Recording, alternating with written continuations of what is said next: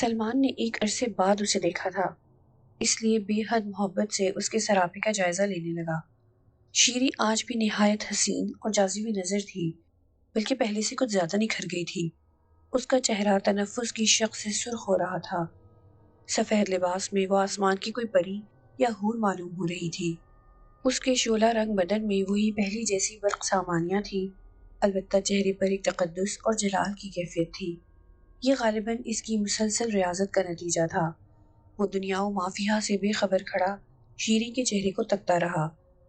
ماضی کی کتنی ہی یادیں ابھر کر ذہن کے پردے پر اڑیاں ہوئیں۔ سلمان نے عقیدت سے اسے دیکھا۔ شیری کے چہرے پر ملکوتی مسکراہٹ ابھر کر گہری ہونے لگی۔ اس نے آہستہ سے آنکھیں کھول کر سلمان کی جانب نظر کی۔ اس کی آنکھوں میں مقناطیسی کشش تھی۔ سلمان کے دل نے کہا کہ اسے آگے بڑھ کر شکریہ کہہ دے، لیکن سحر کی موجودگی کے باعث وہ ضبط کیے رہا۔ اسی لمحے اس نے ہونٹوں کو جنبش دی اور اس کی مترنم آواز سلمان کے کانوں میں رس گھول گئی۔ آؤ سلمان، آؤ۔ اس نے ایک نظر سحر پر ڈالی، پھر آگے بڑھ کر شیری کے قریب بیٹھ گیا۔ باجی، میں نے ہی ان کو آپ سے ملنے کے لیے بھیجا تھا، مگر آپ تو انہیں جانتی ہیں۔ بہت کچھ جانتی ہوں، شیری مشفق لہجے میں بولی۔ میں اپنی غلطی پر شرمسار ہوں باجی، سحر نے جلدی سے کہا۔ آپ کے پاس تو علم کا خزانہ ہے، انسان اگر غلطی نہ کرے تو فرشتہ ہو جاتا ہے، شیری نے مسکراتے ہوئے کہا۔ پھر سلمان کی جانب اشارہ کر کے بولی، آج ہماری کٹیا میں ایک مہمان کے قدم آئے ہیں، سحر تم ان کی خاطرداری کرو، ان کے لیے کچھ کھانے کو لاؤ، جب تک میں ان سے باتیں کرتی ہوں۔ سحر الٹے قدموں باہر نکل گئی۔ اب کمرے میں شیری اور سلمان تنہا رہ گئے۔ وہ مسکراتے ہوئے شیری کے چہرے کا جائزہ لے رہا تھا، بات کرنے کی ہمت نہیں ہو رہی تھی۔ سلمان کا جی چاہا کہ آگے بڑھ کر اس کے قدموں میں اپنا سر رکھ دے، لیکن ایک جھجک سی تھی۔ پھر بھی اس نے شدت جذبات میں اس کا ہاتھ تھام لیا۔ شیری، میری سمجھ میں نہیں آتا کہ میں کہاں سے گفتگو کا آغاز کروں، تمہاری عظمت کے گیت گاؤں یا تمہیں پہلے جیسی شیریں سمجھوں۔ شاید تم مجھے بھولی نہ ہوگی، مجھ گنہگار کو شرمندہ نہ کرو۔ شیری تمہارے لیے صرف شیری ہے، میں تمہیں کیسے بھول سکتی ہوں؟ شیری نے مسکرا کر کہا، میں تمہارا مجرم ہوں، تم سے معافی کا خواستگار ہوں کہ تمہیں غلط سمجھا، سلمان نے لرزتی ہوئی آواز میں کہا۔ شیری معنی خیز لہجے میں بولی، اچھا تو کیا تم اپنی کوتاہیوں کا اعتراف کرنے یہاں آئے ہو؟ نہیں، لیکن جب سے تمہارا نام ذہن میں آیا مجھے احساس ہوا کہ میں کتنی بڑی غلطی کا مرتکب ہو رہا ہوں۔ ویسے تمہارے پاس آنے میں میری غرض کو دخل ہے، سلمان نے جذباتی لہجے میں کہا۔ شیری نے اس کی بات کاٹ دی، مجھے سب معلوم ہے، میں جانتی ہوں تم کس غرض سے آئے ہو، مجھے یہ خبر پہلے سے تھی، تمہیں میرے پاس آنے کا مشورہ سحر نے دیا تھا۔ شیری نے اس کی آنکھوں میں جھانکتے ہوئے کہا، تم حالات کے چنگل میں پھنس کر مجھے بھول گئے، لیکن یقین کرو میں نے تمہیں ایک پل کو بھی فراموش نہیں کیا۔ شیری کا جواب سن کر سلمان کا چہرہ ندامت سے جھک گیا۔ اس نے گفتگو کا رخ بدل کر شیری کو اپنی بپتا سنانی شروع کی، لیکن وہ بھول گیا کہ شیری کو سب معلوم ہے۔ بہرحال وہ خاموشی سے سلمان کی داستان سنتی رہی، اس طرح شاید وہ اس کا دل رکھنا چاہتی تھی۔ جب وہ خاموش ہوا تو اس نے اپنے مخصوص دھیمے اور شیریں لہجے میں پوچھا، تم نے مجھے جو کچھ بتایا ہے میں اس سے زیادہ جانتی ہوں، کیا سحر کی یہاں موجودگی اس بات کا ثبوت نہیں ہے کہ میں تم سے کبھی غافل نہیں رہی؟ حیرت ہے، مجھے شبہ تک نہیں ہوا کہ تم نے اس کی مدد کی ہوگی، لیکن شیری یہ کس طرح ممکن ہوا کہ سحر کو طہران سے یہاں تک لے آئیں اور کسی کو مطلق خبر نہ ہو سکی؟ سلمان نے تعجب سے پوچھا۔ ان چکروں میں نہ پڑو سلمان، مقام حاصل کرنے کے لیے من مارنا پڑتا ہے، مجھے جو کچھ حاصل ہوا ہے وہ صرف تبیزائی کی مہربانی سے ہوا، میں نے ایک عامل کامل کی شاگردی کا شرف حاصل کر لیا، شیری نے محبت سے سلمان کی طرف دیکھتے ہوئے کہا۔ لیکن شیری، یہاں تمہارا دل تو اکتاتا ہوگا، باہر کی باتیں یاد تو آتی ہوں گی، کبھی کبھی من چٹکیاں تو لیتا ہوگا۔ سلمان اب اس سے کھل کر باتیں کر رہا تھا۔ من ہمیشہ فریب کھاتا ہے، میں نے جو کچھ پایا ہے وہ بہت بڑا انعام ہے، شیری اپنے لہجے میں چھپی ہوئی حسرت نہ چھپا سکی۔ سحر کے واپس آ جانے سے ان کی گفتگو کا سلسلہ منقطع ہو گیا۔ سحر اس کے لیے ابلی ہوئی سبزیاں اور پھل لے کر آئی تھی۔ سلمان نے سیر ہو کر کھایا اور تینوں ادھر ادھر کی باتیں کرتے رہے۔ پھر سحر نے سلمان کو دوسرا کمرہ دکھا دیا جہاں اس کا قیام تھا۔ یہاں پیال کے فرش کے سوا کوئی اور چیز نہیں تھی۔ اسے حیرت ہوئی کہ سحر جیسی لڑکی جو نرم و نازک بستروں کی عادی ہو، وہ کیسے اس کھردری زمین پر سو جاتی ہے؟ سلمان اس پیال پر دراز ہو گیا۔ سحر اس کے پاس بیٹھی ہوئی شیریں اور اس کی شفقتوں کے بارے میں بتاتی رہی۔ اس غریب کو کیا معلوم تھا کہ شیریں کبھی اس کے لیے بہت اہم کردار ادا کر چکی ہے۔ سلمان دل ہی دل میں مسکرا کر ہوں ہاں کرتا رہا، پھر سحر کے جانے کے بعد سو گیا۔ کئی روز کی اس تھکن نے اسے خوب سلایا۔ بہت دنوں بعد سلمان نے سکون کی ایک رات گزاری۔ 2 روز پلک جھپکتے بیت گئے۔ سحر اور شیریں ہمہ وقت اس کی پذیرائی میں لگی رہتی۔ سلمان سحر کے ساتھ دور جنگل میں نکل جاتا اور واپسی پر تینوں ساتھ مل کر کھانا کھاتے۔ شیریں کا زیادہ وقت عبادت میں صرف ہوتا۔ شیریں سے تنہائی میں باتیں کرنے کا موقع نہیں مل رہا تھا۔ تیسرے روز جب سحر پانی بھرنے جھرنے کی طرف گئی تو سلمان نے شیریں سے بن فاتح کا ذکر چھیڑ دیا۔ سلمان نے اسے بتایا کہ جب تک وہ منحوس عامل زندہ ہے میری زندگی تلخ رہے گی۔ شیریں نے اس کی باتیں سننے کے بعد سنجیدگی سے کہا، سلمان مجھے معلوم ہے کہ اس کے دل میں تمہاری طرف سے کتنا کھوٹ بھرا ہوا ہے اور اس کے خیالات کیا ہیں، لیکن ہر بات وقت پر ٹھیک ہوتی ہے۔ وقت ابھی دور ہے، تمہیں انتظار کرنا ہوگا، لیکن اگر تم نے زہری تبعزائی کا کہنا مان لیا ہوتا تو اس وقت کے حالات کچھ اور ہوتے۔ غلطیاں تو زندگی بھر ہوتی رہی ہیں، یہ بتاؤ اب کیا کیا جائے؟ کیا اب کچھ نہیں ہو سکتا؟ سلمان نے مضطرب ہو کر پوچھا۔ مایوس مت ہو سلمان، مجھے معلوم ہے کہ تم نے کتنے دکھ اٹھائے ہیں۔ تمہاری اور سحر کی حفاظت کرنا میرا فرض ہے، لیکن ابھی وہ وقت نہیں آیا کہ بن فاتح اپنی سزا کو پہنچے۔ شیریں نے گہری سنجیدگی سے جواب دیا، تمہیں اتنا حواس باختہ ہونے کی ضرورت نہیں ہے، جو ہونا ہے وہ تو ہو کر رہے گا۔ شیریں، شاید تم یہ بات محسوس نہ کرو، مگر سچ تو یہ ہے کہ جب سے فاقیہ گئی ہے میں ذہنی عدم توازن کا مریض ہو کر رہ گیا ہوں۔ فاقیہ میری ضرورت بن گئی ہے، اب میں خود کو بے دست پا محسوس کرتا ہوں۔ کیا تم میرے لیے ایک کام نہیں کر سکتی؟ تم مجھے کسی طور پر فاقیہ واپس لا دو۔ اگر کوئی ایسا سریع الاثر عمل شروع کر دو تو 40 دن کے اندر تم فاقیہ کو حاصل کر سکتی ہو۔ تمہارے لیے یہ کوئی مشکل کام نہیں ہے۔ فاقیہ سے بہت پیار ہے، مگر فاقیہ تو ہرجائی ہے، وہ طوطا چشم ہے۔ شیریں نے شوخی سے کہا، ہاں وہ ہرجائی ہے، مگر وہ مجبور بھی تو ہے، وہ جس کی غلام ہو جاتی ہے پھر اس کی ہو جاتی ہے۔ سلمان نے کہا، مگر سلمان، میں فاقیہ کے لیے عمل نہیں کر سکتی، اس لیے کہ میری نگاہیں اگر پابند ہو جائیں تو بڑا غضب ہو جائے گا۔ میں خود کو محصور کر کے اپنی ذمہ داریوں سے کیسے کنارہ کشی کر لوں؟ شیریں نے الجھتے ہوئے کہا، میری سمجھ میں تمہاری بات نہیں آ رہی۔ میرا خیال ہے کہ تم آج ہی فاقیہ کے اصول کے لیے عمل شروع کر سکتی ہو اور اس طرح بن فاتح کا غرور بھی توڑ سکتی ہو۔ سلمان نے زور دے کر کہا، اس وقت یہ ممکن نہیں ہے کہ فاقیہ تمہیں مل جائے۔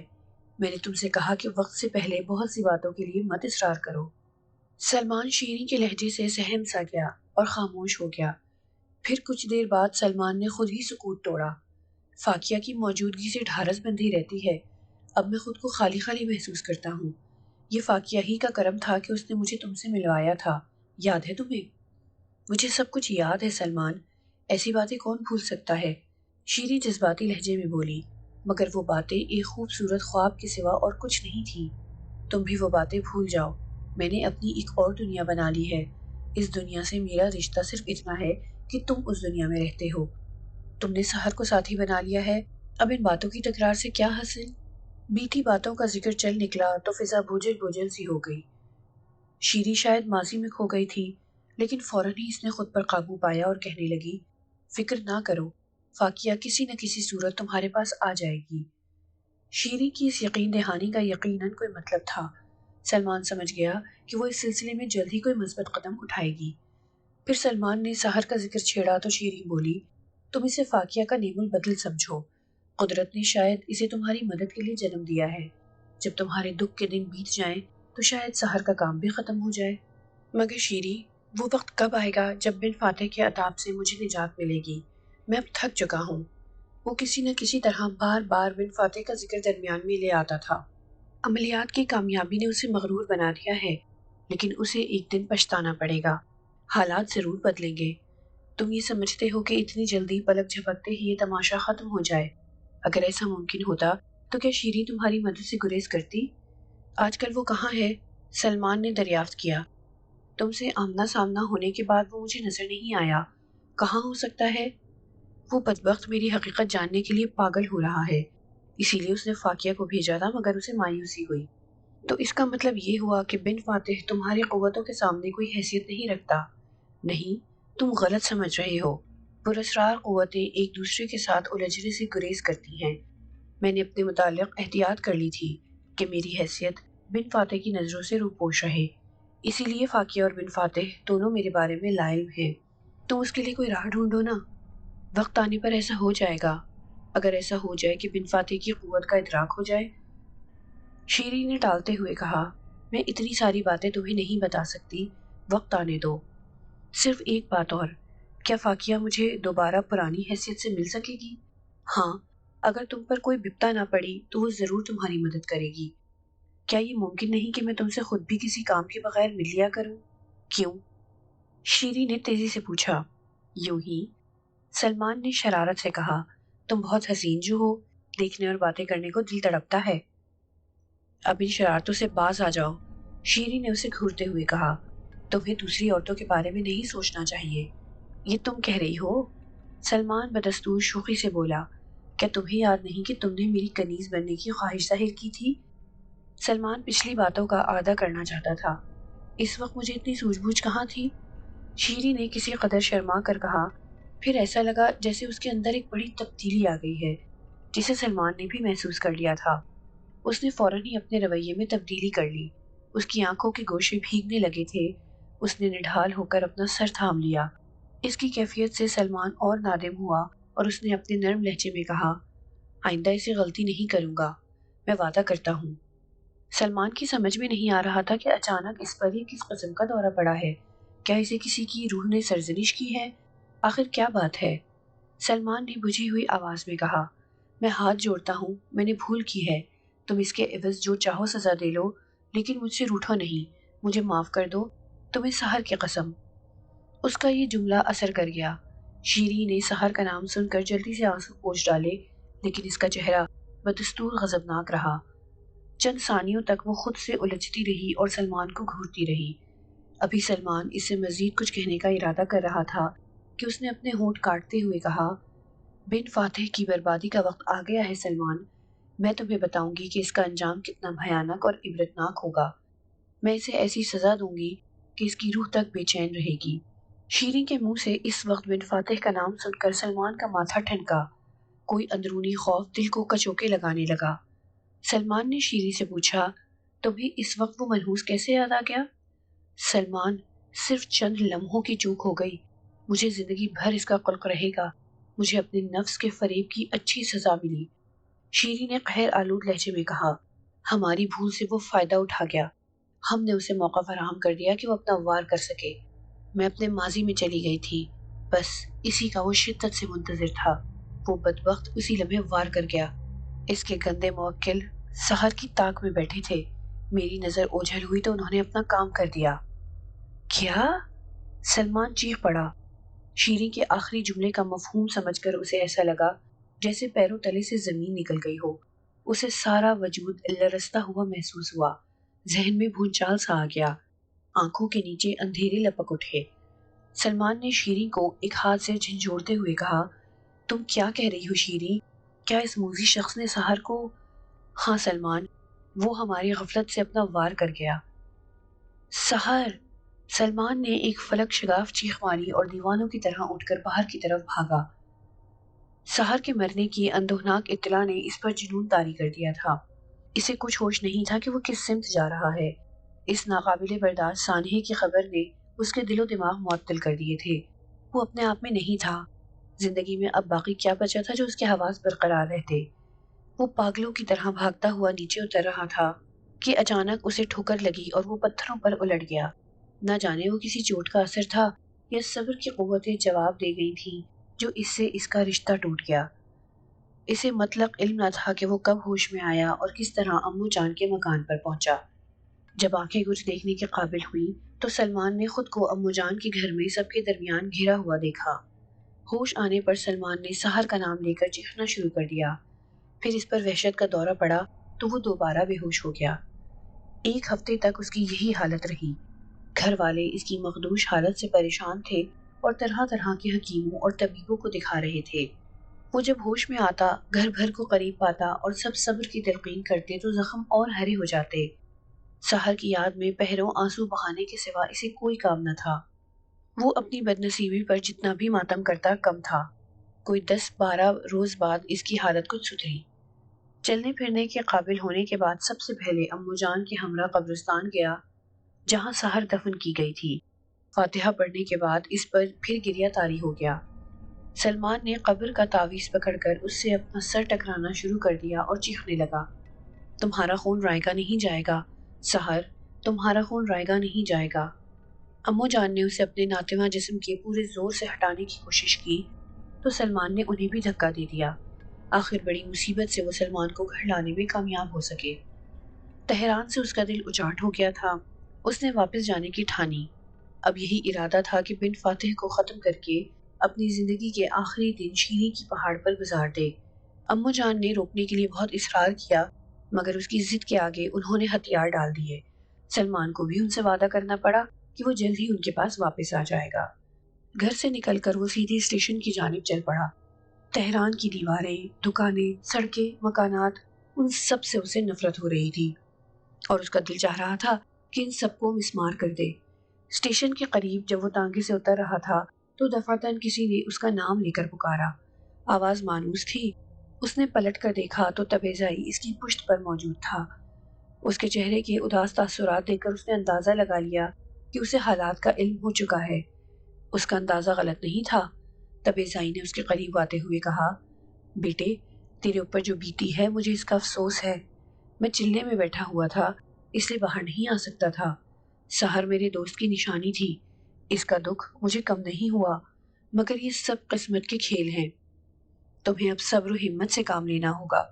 چاروں جانب لوگ چل پھر رہے تھے، آ جا رہے تھے مگر ایسا لگ رہا تھا جیسے تبیزائی کسی کو نظر نہیں آ رہا تھا۔ جناب، اس نے تبیزائی کے لہجے کا تاثر محسوس کر کے کہا، اس کا قاتل تو میں ہوں۔ آپ چلے میں بیٹھے ہوئے تھے اور دوسری طرف شیریں کو میں نے غافل کر دیا۔ اب میرے اندر صبر کا یارہ نہیں ہے، مجھے اس کا خون چاہیے۔ اس کمینے نے پہلے مجھ کو اپنے ستم کا نشانہ بنایا، پھر فاقیہ کو جھپٹا اور اب سحر کو مار ڈالا۔ تیرے دل میں جو جوالا مکھی سلگ رہی ہے میں اسے دیکھ رہا ہوں۔ بن فاتح نے مجھے بھی للکارا ہے۔ میں تیری مدد کرنے پر تیار ہوں مگر تجھے ابھی انتظار کرنا ہوگا۔ تبیزائی نے دکھ بھرے لہجے میں کہا۔ بن فاتح نے ہمزاد قابو کر لیا ہے۔ جب تک مدت پوری نہ ہو لے ہم اسے مبازرت نہیں دے سکتے۔ تبیزائی کی زبانی یہ احوال سن کر سلمان کا چہرہ لٹک گیا۔ شیریں نے بھی اس سے یہی کہا تھا کہ ابھی بن فاتح سے انتقام لینے کا وقت نہیں آیا ہے۔ گویا ابھی سحر کے قاتل کو ایک بڑی مدت تک کھلی چھٹی حاصل تھی۔ سلمان چند لمحے پیچ و تاب کھاتا رہا، پھر کچھ سوچ کر بولا، جناب اگر وہ مہلت ختم ہونے سے پہلے ہی دوبارہ جا چھپا تو کیا ہوگا؟ اس کی فکر مت کرو، اس کا انتظام بھی ہو جائے گا۔ بن فاتح اب کسی مزار میں بھی نہیں چھپ سکے گا۔ تبیزائی نے پر یقین لہجے میں کہا، اور میں تمہیں یقین دلاتا ہوں کہ اس عرصے میں وہ تمہیں کوئی نقصان بھی نہیں پہنچا پائے گا۔ وہ تبیزائی کی بات سن کر خاموش ہو گیا۔ اس کی سمجھ میں نہیں آ رہا تھا کہ اب اسے کیا کرنا چاہیے۔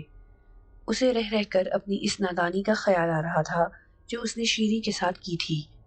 جو کچھ بیت چکا اسے بھول جاؤ، حوصلے والے بنو، اپنے اندر حوصلہ برقرار رکھو۔ تبیزائی نے شفقت آمیز لہجے میں کہا، میری مانو تو سمندر پار کسی جگہ چلے جاؤ، وہاں تمہارا غم بھی غلط ہو جائے گا۔ اب میں غم غلط کر کے کیا کروں گا؟ سلمان نے منہ بسوڑتے ہوئے کہا، زندگی سے مایوس ہونا گناہ ہے میرے بچے۔ تبیزائی نے اسے پیار سے مخاطب کیا، کون جانے آج کے اندھیرے کل پھر روشنی میں بدل جائیں۔ تم نے پہلے میری بات مانی ہوتی تو آج یہ حالات نہ ہوتے۔ تبیزائی دیر تک اسے نصیحتیں کرتا رہا۔ اس کے لہجے میں پہلی بار سلمان نے شفقت اور نرمی دیکھی تھی۔ سلمان روتا رہا اور وہ سمجھاتا رہا۔ سلمان نے سوچا کہ اس کا مشورہ نہ مان کر وہ اس حال کو پہنچا ہے۔ جب تبیزائی نے اسے دوسری بار ملک سے باہر جانے کا مشورہ دیا تو وہ انکار کی جرات نہ کر سکا۔ یوں بھی اس کے لیے سارے علاقے ایک سے تھے۔ آدمی کا دل دکھا ہو تو علاقوں کی تبدیلی کیا حیثیت رکھتی ہے۔ یہاں قدم قدم پر ٹھوکریں نصیب ہوئی تھیں۔ پھر اس نے بجھے دل سے اپنی رضامندی کا اظہار کیا تو تبیزائی اسے مشورہ دیتے ہوئے بولا، تم نے میرا مان بڑھایا ہے، میں اس وقت تمہیں کچھ دینا چاہتا ہوں۔ اس نے وضاحت طلب نظروں سے تبیزائی کی طرف دیکھا تو ایک لمحے کے لیے اس کے چہرے پر مسکراہٹ چھا گئی، لیکن دوسرے ہی لمحے وہ پرسکون اور پروقار انداز میں مخاطب ہوا۔ تم نے یہ نہیں پوچھا کہ جب تم شیری کی تلاش میں اس کی کٹیا تک گئے تھے تو میں وہاں کس چلے میں مگن تھا؟ میں نے بن فاتح سے فاقیہ کو چھین لیا ہے۔ میں تمہاری فاقیہ کو حاصل کرنے کے لیے چلا کر رہا تھا۔ یا حضرت، سلمان نے وفور مسرت سے کہا۔ فاقیہ کا نام سن کر اس کی حالت متغیر ہو گئی۔ اس نے تبیزائی سے پوچھنا چاہا کہ فاقیہ اب کہاں ہے، لیکن اس سے پہلے کہ وہ اپنے دل کی بات زبان پر لاتا اسے ایسا محسوس ہوا جیسے فاقیہ واپس آ گئی ہے۔ اس نے داہنی جانب نظر اٹھائی تو فاقیہ واقعی وہاں موجود تھی۔ میں نے اسے بن فاتح سے چھین لیا ہے میرے بچے۔ تبیزائی کی آواز اس کے کانوں میں گونجی۔ اب کھلونا سنبھال کر رکھنا، یہ سحر کا غم بڑی حد تک دور کر دے گی۔ سلمان کی سمجھ میں نہیں آ رہا تھا کہ وہ کس زبان سے اس کے احسان کا شکریہ ادا کرے۔ اس نے فاقیہ جیسی انمول طاقت اس طرح اس کی جھولی میں ڈال دی تھی جیسے وہ کوئی بہت معمولی چیز ہو، اور اس نے شکر گزاری کے الفاظ ادا کرنے کا موقع نہیں دیا۔ وہ فوراً نظروں سے اوجھل بھی ہو گیا اور سلمان اسے چہار سمت آواز دیتا رہ گیا۔ وہ جا چکا ہے، فاقیہ نے اس سے کہا۔ اس نے داہنی جانب نظر کی، وہاں فاقیہ بیٹھی ہوئی تھی۔ تبیزائی نظروں سے اوجھل ہو چکا تھا۔ اسے حیرت تھی کہ اس نے 40 روز تک ایک کٹھن چلہ کر کے اپنے مقصد میں کامیابی حاصل کی، اور پھر فاقیہ جیسی پراسرار طاقت کو اس کی جھولی میں یوں ڈال دیا جیسے وہ اس کے لیے کوئی معمولی چیز ہو۔ یہ اتنا بڑا احسان تھا جس کی توقع اس نے کبھی تبیزائی سے نہ کی تھی۔ اس نے جب فاقیہ کو اپنے پاس محسوس کیا تو اس کی مسرت کی انتہا نہ رہی۔ اس محسن نے اسے شکریہ کا موقع بھی تو نہیں دیا تھا۔ بڑی بے نیازی سے کہیں روپوش ہو گیا تھا۔ زمانے کے جبر اور ستم کے اتنے مشکل دن گزارنے کے بعد فاقیہ پھر اس کے پاس آ گئی تھی۔ اس سے اس وقت باتیں کرتے ہوئے کچھ جھجک سی محسوس ہو رہی تھی۔ شکووں شکایتوں کا ایک دفتر تھا، لیکن یہ پرانی بات ہو گئی تھی۔ فاقیہ کے چہرے پر سنجیدگی مسلط تھی۔ سلمان نے نگاہ اوپر اٹھا کر دیکھا تو اس نے اپنی نظریں جھکا لیں۔ شرمندگی اور ندامت کا احساس اس کے چہرے سے نمایاں تھا۔ کچھ دیر یوں ہی خاموشی رہی، پھر سلمان نے دھڑکتے ہوئے دل سے سکوت توڑا۔ اس نے آہستہ سے کہا، فاقیہ کیسی ہو؟ ٹھیک ہوں۔ اس قدر خاموش کیوں ہو؟ کیا تمہیں دوبارہ میرے پاس آنے کی خوشی نہیں ہوئی؟ سلمان، فاقیہ نے نظریں اٹھائیں۔ اس کی دراز پلکوں کے گوشے نم تھے، اس کے نرم و نازک ہونٹ کچھ کہنے کے لیے کپکپا رہے تھے۔ اس کی آواز میں بڑا درد تھا۔ سلمان نے اس کی مجبوری سمجھتے ہوئے آزردہ لہجے میں کہا، نہیں نہیں، مجھے احساس ہے کہ تم کتنی مجبور تھی۔ تم حالات کی غلام ہو، لیکن تمہاری جدائی نے مجھ پر کیا ستم توڑے، کیا ظلم ڈھائے۔ یہ داستان بہت دردناک اور طویل ہے۔ مجھے معلوم ہے سلمان، مجھے مت بتاؤ۔ فاقیہ نے سرد آہ بھر کر کہا، کاش دوسروں کے سر پر جانے کے بعد میرے بس میں کچھ ہوتا۔ کتنے بڑے انقلابات آئے ہیں میری زندگی میں۔ سحر کی موت نے میری کمر توڑ دی ہے۔ وہ معصوم لڑکی خواہ مخواہ قربان ہو گئی۔ اس کا خون میری گردن پر ہے۔ آخر یہ ظالم بن فاتح میرے پیچھے کیوں پڑ گیا ہے؟ سلمان نے کرب سے کہا۔ بن فاتح نے سحر کو اس وجہ سے ختم کیا ہے کہ وہ سمجھتا تھا کہ تبیزائی کی امان میں تم اسی وقت تک رہ سکتے ہو جب تک سحر زندہ ہے۔ تبیزائی کی قوت کا مذاق اڑانے اور اسے خوفزدہ کرنے کا اس سے بہتر اور کون سا موقع مل سکتا تھا؟ مگر سلمان، میرا یقین کرو کہ تم بن فاتح کا انجام اپنی آنکھوں سے دیکھو گے۔ اس کا حشر تمہاری توقعات سے کہیں زیادہ بھیانک ہوگا۔ کچھ دن کی بات اور ہے، کیونکہ اس کے خلاف کئی قوتیں متحرک ہو چکی ہیں۔ فاقیہ کی ہمدردی نے دل کا غبار کسی حد تک دور کر دیا۔ سلمان نے اس سے اپنے دل کا احوال ایک بچے کی طرح بیان کیا اور فاقیہ اسے تسلیاں دیتی رہی۔ تبیزائی کا خیال درست تھا کہ فاقیہ سحر کا غم بڑی حد تک دور کر دے گی۔ وہ اسٹیشن کے قریب کھڑا دیر تک فاقیہ سے باتیں کرتا رہا۔ بھیڑ میں رہتے ہوئے بھی وہ اکیلا رہا۔ وہ دونوں اس طرح ملے تھے جیسے برسوں کے بچھڑے ہوئے عزیز ہوں۔ گفتگو نہ جانے کہاں سے کہاں تک ہوئی۔ جب وہ سب کچھ کہہ سن چکا تو فاقیہ نے پوچھا، اب تمہارا کیا ارادہ ہے؟ اس وقت تم کہاں جا رہے ہو؟ کہاں جانا؟ تہران سے دور چلا جانا چاہتا تھا۔ اس شہر نے بڑے دکھ درد دیے ہیں۔ سلمان نے افسردگی سے کہا، یہاں کی گلی کوچوں سے نفرت ہو گئی ہے۔ میرے بس میں ہوتا تو میں اس شہر کو آگ لگا دیتا۔ اب یہاں کے در و بام کاٹنے کو دوڑتے ہیں۔ ہر طرف سحر کا چہرہ نظر آتا ہے۔ ہوائیں قریب سے گزرتی ہیں تو سحر کی سسکیوں کی آواز سنائی دیتی ہے۔ مجھے تبیزائی نے مشورہ دیا ہے کہ میں اس شہر سے دور چلا جاؤں، اس ملک سے دور، سمندر پار۔ تمہارے دل پر جو گزر رہی ہے اس کا مجھے احساس ہے۔ مگر میں تمہارے پاس آ چکی ہوں، تمہاری کنیز فاقیہ، تمہاری غلام فاقیہ، تمہاری محبوبہ فاقیہ۔ میری جان، اپنے دل سے تکدر دور کر دو، میری طرف دیکھو۔ فاقیہ نے جذباتی لہجے میں کہا، تمہیں ابھی تہران نہیں چھوڑنا چاہیے، نہ معلوم کہ پھر کبھی یہاں آنا ہو یا نہ ہو۔ پھر اس شہر رنگ و بو کو تم کیا یاد کرو گے؟ اس وقت تم اپنے دوستوں کے درمیان رہو گے تو خوش رہو گے، یہاں سے زیادہ سکون تمہیں کہیں نہیں مل سکتا، مگر یہاں ہر وقت سحر کی یاد آتی رہتی ہے، سلمان نے بے تابی سے کہا۔ سلمان، سحر اب ایسی جگہ جا چکی ہے جہاں سے کوئی واپس نہیں آتا، تمہیں اسے بھولنا ہوگا۔ اس کی عمر اتنی ہی تھی، تقدیر کا لکھا پورا ہوا، تم اسے یاد کر کے اس کی روح کو مسترب کرو گے۔ چلو، گھر چلو۔ فاقیہ نے اصرار کیا۔ گھر؟ کس کا گھر فاقیہ؟ اب وہاں وحشت برستی ہے، میں جتنے دنوں وہاں رہا کانٹوں پر لوٹتا رہا، سلمان نے بے دلی سے کہا۔ تم نہیں مانتے تو نہ مانو، لیکن اس شہر نامراد کو اس طرح چھوڑ کر نہ جاؤ۔ تم اپنے وعدے کو بھی بھول گئے؟ تم اپنے اگلے پچھلے حساب بے باک کرنے کے بعد یہاں سے روانہ ہو تو تمہیں کہیں بھی سکون سے رہ سکو گے، جب تمہیں یہاں کے لوگ اور ان کے ستم یاد آئیں گے تو تمہارا کیا حال ہوگا؟ یہاں کے زخم تمہارے ساتھ رہے تو پھر تم بے چینی محسوس کرو گے۔ سلمان فاقیہ کے چہرے پر چھائی ہوئی سنجیدگی کا جائزہ لے رہا تھا، اس کی سرخ آنکھیں اس بات کی غماز تھیں کہ وہ اس وقت شدید غصے کے عالم میں ہے۔ وہ اتنا مرجھایا ہوا تھا کہ فاقیہ کی باتوں کا مفہوم نہ سمجھ سکا۔ وضاحت کی خاطر دریافت کیا، تمہارے کیا ارادے ہیں؟ کھل کر بات کرو۔ سلمان، میرے ارادے تمہارے ارادوں کے تابع ہیں، لیکن میں دیکھ رہی ہوں کہ اس بار تم بالکل ٹوٹ چکے ہو۔ سحر کی اچانک موت کے صدمے نے تمہارے دل و دماغ پر گہرا اثر ڈالا ہے، تمہاری توانائی، شوخی اور شرارت سب کچھ رخصت ہو گئی ہے۔ میں چاہتی ہوں کہ تم اس طرح اداس نہ رہو۔ تم روحیہ خانم جیسی بد کردار عورت کو کس پر چھوڑے جا رہے ہو؟ تم ناظم زادہ کو کس طرح بھول گئے؟ تم نے اس کے سامنے کچھ وعدے کیے تھے، ناظم کے شب و روز وہی ہیں، وہ اب بھی اپنی حویلی میں حسن و نشاط کا بازار گرم کیے ہوئے ہے۔ کیا تم تہران سے یوں ہی چلے جاؤ گے اپنے دشمنوں کو کھلی چھٹی دے کر؟ بن فاتح بھی اسی شہر میں موجود ہے، یاد ہے تمہیں اس نے تمہارے ساتھ کیا سلوک کیا تھا؟ یہاں سے جانا ہی ہے تو دل ٹھنڈا کر کے جاؤ۔ فاقیہ نے صفاقی سے کہا۔ فاقیہ، میں ان سب کا خون پینے کے لیے تڑپتا ہوں، لیکن پھر سوچتا ہوں کہ ان باتوں سے کیا حاصل ہوگا؟ میرا سب سے بڑا دشمن بن فاتح زندہ ہے، اب میں تھک چکا ہوں، مجھے سکون چاہیے، سلمان نے بیزاری سے کہا۔ یہ باتیں میں تمہارے سکون کے لیے ہی کہہ رہی ہوں، سب کا حساب صاف کرتے جاؤ، یہ قرض اتار دو گے تو دل کا بوجھ ہلکا ہو جائے گا، اپنے آپ کو ہنگاموں کا عادی بناؤ۔ زندگی اس طرح نہیں گزرتی جس طرح تم سوچ رہے ہو، یہ مجھ سے ہونا مشکل ہے، خود کو سنبھالو ورنہ اس طرح تم بکھر جاؤ گے کہ سنبھالے نہیں سنبھلو گے۔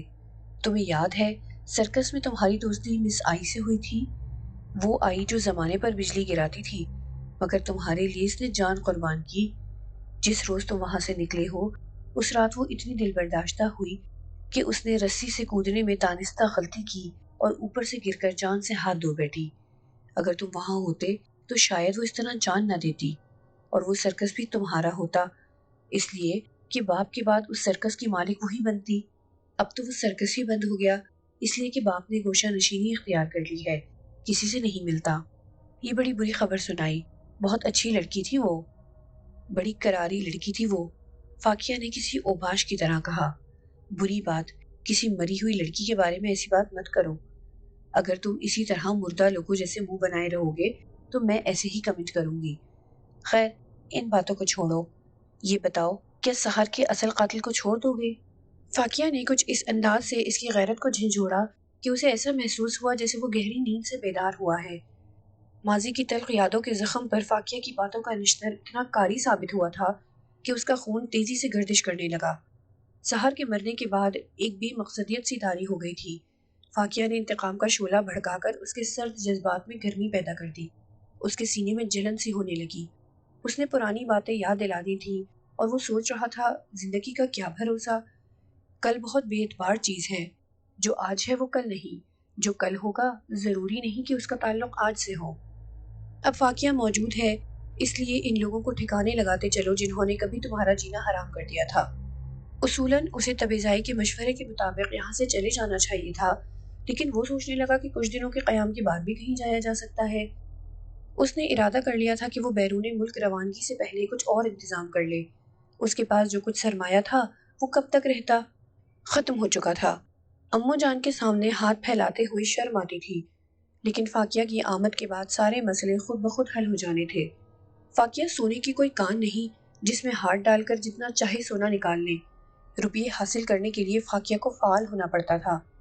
اس نے ایک فیصلہ کیا اور جذبات انگیز لہجے میں فاقیہ سے بولا، فاقیہ، تمہارا خیال صحیح ہے کہ مجھے یہاں سے اس طرح نہیں جانا چاہیے۔ اب تم نے اس آگ کو ہوا دی ہے تو پھر یہ قصے نپٹا کر ہی کہیں چلیں گے، مگر تمہیں فعال ہونا پڑے گا۔ میرے اخراجات کا مسئلہ بھی حل کرنا ہوگا۔ مجھے یقین تھا تم میری بات رد نہیں کرو گے۔ فاقیہ خوشی سے بولی، میرے علاوہ تبیزائی کا آشیرواد بھی تمہارے ساتھ ہے۔ جہاں جہاں تمہارے قدم پڑیں گے وہاں کی زمین خوف و دہشت سے تھرا جائے گی۔ تبیزائی نے بڑا کرم کیا جو تمہیں حاصل کر کے میرے حوالے کر دیا۔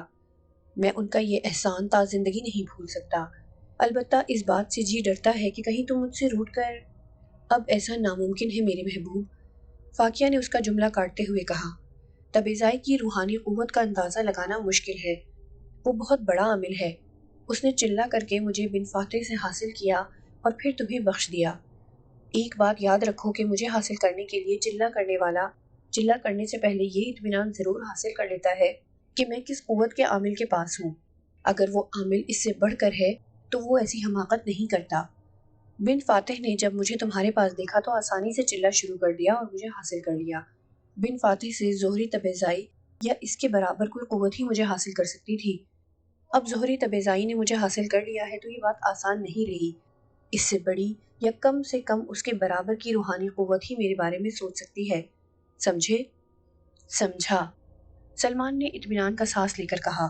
لیکن فاقیہ، اب آرام سے گزر بسر ہو جائے تو ٹھیک ہے۔ تقدیر کی ان گردشوں کا سلسلہ ختم ہو جانا چاہیے۔ کسی جگہ جا کر تو ہمیں ٹھہرنا پڑے گا۔ یہ سلسلہ کب تک چلتا رہے گا؟ اطمینان رکھو، میں اب تمہارے ساتھ ہوں۔ تمہارے لیے یہی احساس کافی ہے کہ ہم دونوں ایک دوسرے کے لیے لازم و ملزوم ہیں۔ نہ تمہیں میرے بغیر چین آتا ہے نہ مجھے تمہارے بغیر۔ تمہاری ذات میری عدم موجودگی میں ادھوری ہے اور میں سمجھتی ہوں کہ میری تخلیق تمہاری وجہ سے ہوئی تھی۔ فاقیہ کی باتیں اتنی جاں افزا اور پر اثر تھیں کہ سلمان نے اپنا ارادہ بدل دیا۔ وہ سحر کے گھر کی طرف واپس چل پڑا۔ اس ارادے میں بھی فاقیہ کے مشورے کا دخل تھا، ورنہ وہ اسی لمحے ناظم زادہ کی حویلی کا رخ کرتا۔ امو جان وغیرہ اس کی واپسی پر بے حد خوش ہوئے اور آؤ بھگت میں مصروف ہو گئے جیسے وہ بہت دنوں بعد آیا ہو۔ سلمان نے پھر اپنے لیے وہی کمرہ منتخب کیا جس میں سحر نے اپنی زندگی کے سب سے دلکش دن گزارے تھے۔